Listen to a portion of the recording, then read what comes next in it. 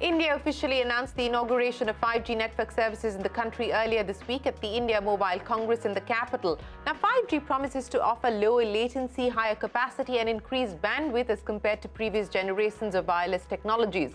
5G will also provide businesses with greater flexibility, hopefully reduce costs and enable applications that aren't possible today. In fact, 5G will be the foundation of a smart, connected world in which artificial intelligence, the Internet of Things, and extended reality can be leveraged to the full potential. India's telecom sector is betting big on the transformative power of 5G, and telecom companies are already going live with 5G services across urban India. Airtel today said that it is live in 8 cities, while Jio is beta testing in Mumbai, Delhi, Kolkata and Varanasi, with plans to go full throttle in 2023. 200 Indian cities will have access to the technology in the next 6 months. Now, as per a report from GSMA, Indian telecom giants are expected to invest between $19.5 to $20 billion in the development of advanced infrastructure for 5G by 2025. The report added that 5G could benefit the Indian economy by $445 billion between 2023 and 2040, or more than 0.6% of the GDP forecast for the year 2040. Now, this is hardly surprising given that the transition to 5G has the potential to transform lives, bridge the digital divide, and enable newer avenues of socio-economic growth. The opportunities are plenty, and startups are leading the charge by building applications that can unlock new cases and revenue streams through innovative business models. From smart manufacturing to immersive content like AR, VR, cloud gaming, to smart healthcare, virtual education, and even autonomous vehicles. Hello and welcome to Young Turks, India's longest-running show on startups and entrepreneurship. I'm Shireen Bhan. Joining me today to talk about the 5G potential are Aakrit Vaish, co-founder and CEO of Haptik; Rajesh Mishra, the founder and CEO of A5G Networks; also with us, the founder and CEO of Echelon Edge, Gaurav Gandhi; and Anant Sharma, the co-founder and CEO of Tweek Labs. Gentlemen, appreciate you joining us here on CNBC-TV18. Aakrit, let me start by asking you, at the start of the program, we've already laid out some numbers that various forecasters are talking about in terms of the potential that 5G has to offer as and when it is completely and truly available and accessible. Now, I want to understand from you, how are you reading this change, and how are you, more importantly, gearing up for this transition? Thanks, Shireen, for having me here. Good to see you again. So I think, look, every wave of new technology and innovation means that industry evolves, and accordingly, all of us have to evolve. 5G, of course, has been in the works now for a couple of years, so it's not something new to most of us. Everybody has been preparing for it. I think the numbers are there for everybody to see. I think there is going to be a significant impact in terms of the way consumers use the internet and how much they use it and the speed at which they use it. You mentioned, but definitely areas such as AR, VR, AI across video, things like metaverse are going to become much more of a reality now, because we will have the bandwidth and the speeds available to support it. At Haptik, we have been in the AI business for almost a decade now, and we have now started thinking about how some of our conversational capabilities can be applied to these new mediums, such as video, AR, VR, and so on. And from what I know, every vendor or technology provider these days with this transition is thinking about how they can ensure that they have required tool sets and all of these new technologies, because it's time for consumerization of all of them. Well, time for consumerization of these new technologies like 5G. I'll ask you to break that down for me in just a second, but let me go across to Rajesh now. Rajesh, to start with, I know that most of you probably spent your weekend here at the India Mobile Congress in the capital. Two telecom players, that's Bharti Airtel as well as Jio, have now decided to go ahead and launch services, beta testing for Jio and select cities for Airtel to start with. 2023 is when we're looking perhaps at pan-India rollout for both these operators. I want to understand from you, Rajesh, I mean, for A5G networks, for instance, to put it simply, what does this mean? So for A5G, what we are trying to do is build a new architecture or a new way of deploying 5G. So that way you or the consumers can decide what the future and what the applications look like. For example, if the networks were still 2G, we probably wouldn't know about Uber like the way we know today, or all the food applications. So the 5G is very different. It's very new. It's not just the more bandwidth. It's about a lot more than that. And our goal at A5G is actually build a new type of software, new type of architecture, so that someone else actually decides what the next Uber looks like. And we don't become the bottleneck into that. So when you say things like you don't become the bottleneck, hopefully you remove the bottlenecks. But when you say things like, A5G functions like an Airbnb software that unifies different types of properties, decode this for me in plain English. What does this mean exactly? Sure. We talk about AR, VR, or a lot of different applications. And honestly, these applications work well on 4G or even on Wi-Fi. So what's new on 5G? The idea of 5G is the lowest latency possible, right? So to do that on 4G, it becomes very challenging. With Wi-Fi, it has its own challenges. So what we try to do is put our software in as many data centers as we can. And whether they are big data centers or little data centers, most of the software in the industry, they actually require a very heavy data center resources. So our software, and again, this is the Airbnb analogy, our software can sit on the lightest weight data center. So that way, when the 5G users connect to it, they have the applications literally next door to them. This is where the lowest latency AR, VR applications are possible. And this is very different, because as we go for the lower latency, we would need the data to be much, much closer to the people. And our software sits on these data centers with some of these edge applications along with us. And we just exit those data right to those applications without necessarily hauling them all the way back. Let me go across and speak with Anant Sharma, the co-founder and CEO of Tweek Labs. Anant, many thanks for joining us here on the program.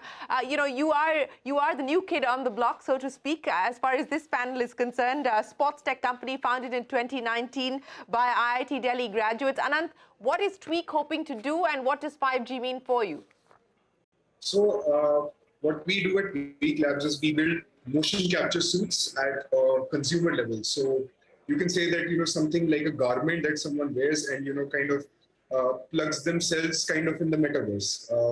In AR and VR right now, with the current devices that you see, you have visions, you have virtual reality and, digital assets that you can see. But to really immerse yourself inside, you kind of need your body. You need your body's movements, and to digitalize them is what a motion capture suit is for.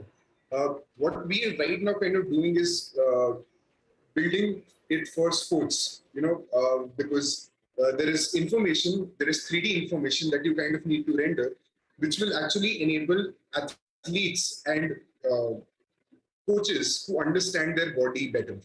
Now, for these kind of things, you need a lot of processing. Which is something that you cannot have on your edge devices. Edge devices meaning your phones or your laptops. We kind of need a very good communication channel, reliable, low latency communication channel to get it to the cloud. And that's where 5G is kind of impacting us here.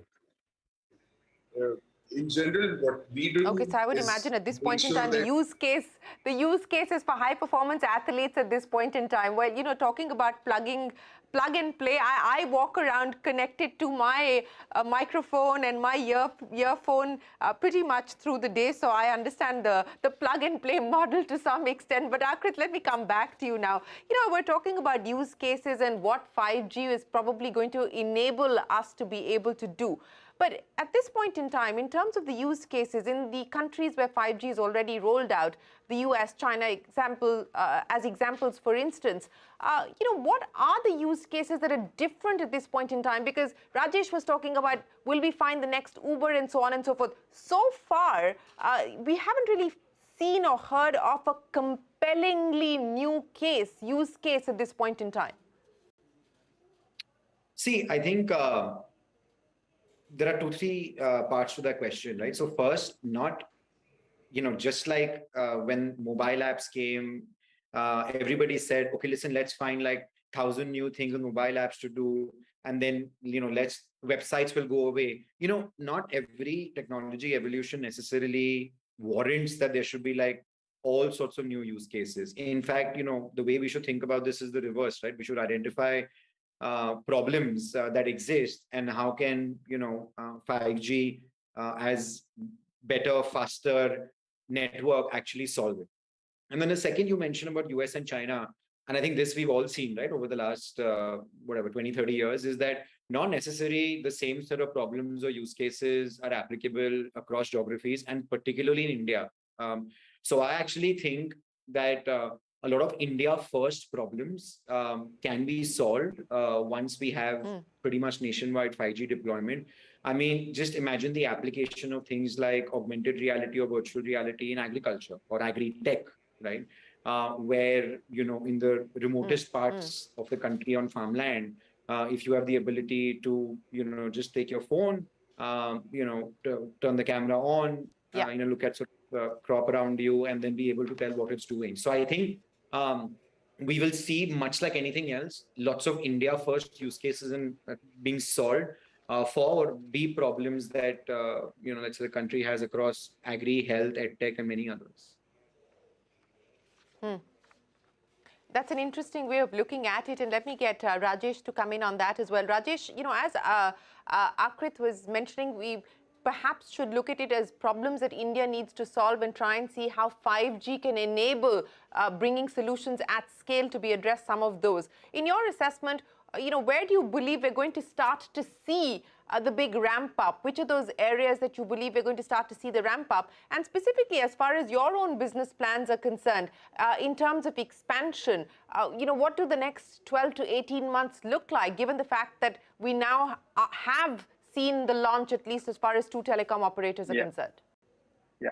So, having involved and having our team actually involved in what was Open RAN journey, which is started in a 4G world about 10 years ago. The fundamental thing about 4G, 5G, and again, it may sound kind of counterintuitive, that 4G and 5G don't really offer a speed differentiation. It's hardly a minuscule amount of efficiency 5G offers. What's best about 5G is about the new spectrum. If the new spectrum didn't, get allocated in India, then 5G wouldn't really be a big differentiator story. This is where 5G shines, meaning you get a newer spectrum, you get to divide up that spectrum for different applications. And this is kind of how we need to look 5G about, is you have a large chunk of spectrum, that means some more data, uplink or downlink, or some combination of that. How you divide in terms of the users downloading on their mobile phone versus the fixed wireless access, that's actually turning out to be a really good use case in the US. All of a sudden, Verizon and T-Mobile are actually big, they're pushing, and they're gaining a lot of customers on the last mile fixed wireless access. So those are kind of the use cases which are showing up. And in terms of India, I do believe the fixed wireless access will be a big different use case, what we haven't seen in 4G world, because again, we now have a spectrum to divide up, and the private networks will be another one. However, on a private network, we have to caution about making a really differentiated use case compared to Wi-Fi, and there are some use cases where it works well, and some use cases it's as good as Wi-Fi. In terms of A5G, actually, we are a global player, so we are actually working with global operators. And in some countries, we are actually part of their infra build-out for providing the 5G core software, which our team here in Pune builds. In India, we had announced our relationship with Vodafone in India last Mobile World Congress about a private network pilot. So those are kind of the opportunities. So one way I look at it is, we are still deploying 4G around the world. There are many African countries where I'm actually, A5G provides a 4G software as well. So we are talking to them about their brand new 4G launch. So 5G is not just now, it's about 15 years worth of business for any company who starts at this moment.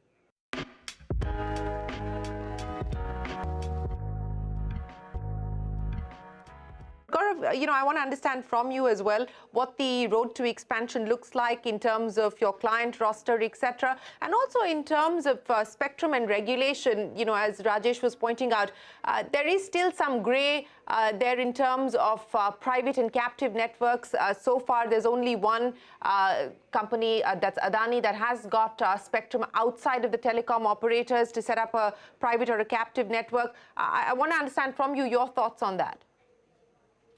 Yeah, so I agree to Rajesh. There is, still some clarity need to be given by government on the captive and private networks.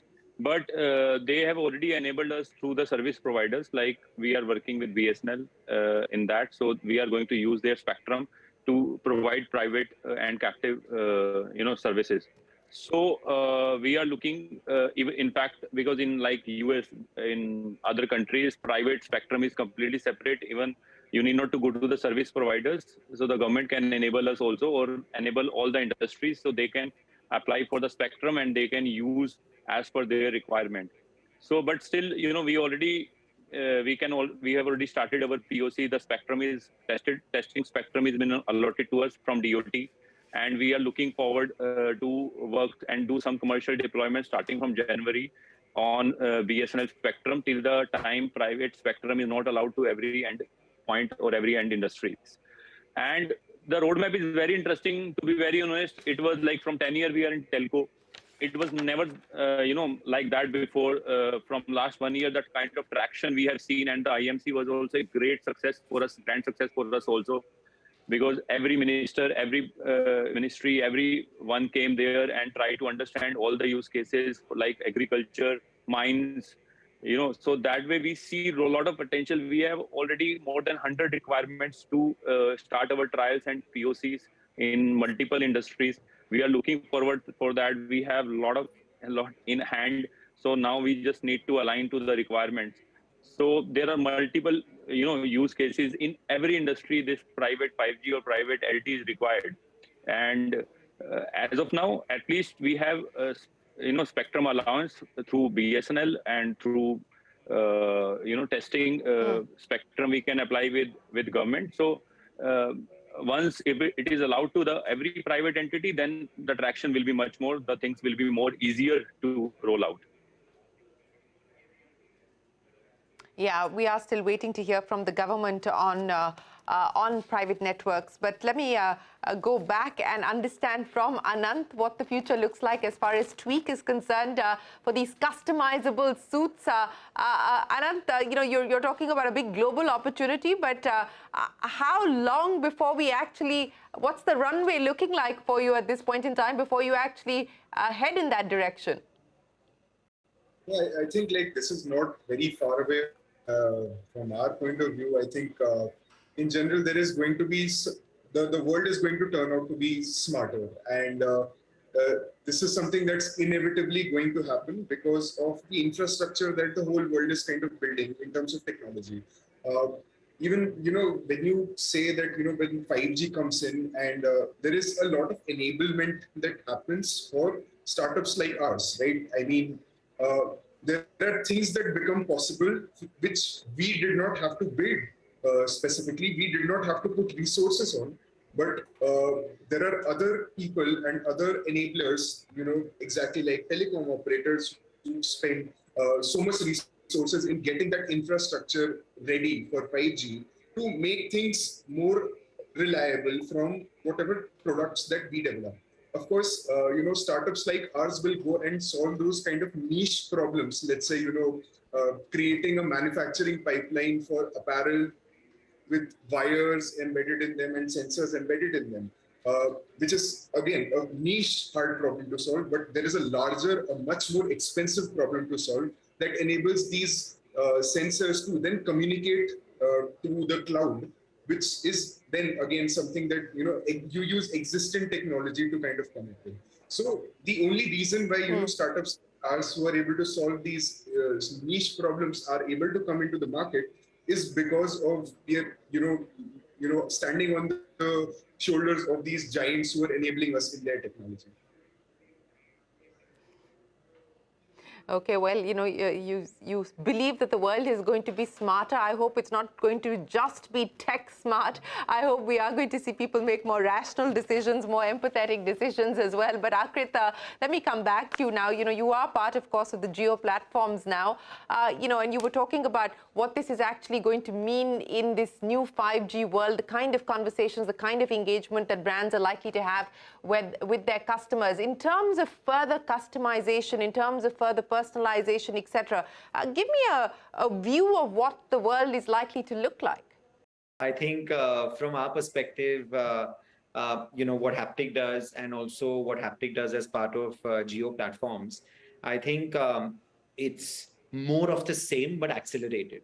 So one area about where we think there's going to be a lot of adoption and acceleration is going to be this whole idea of engaging through video.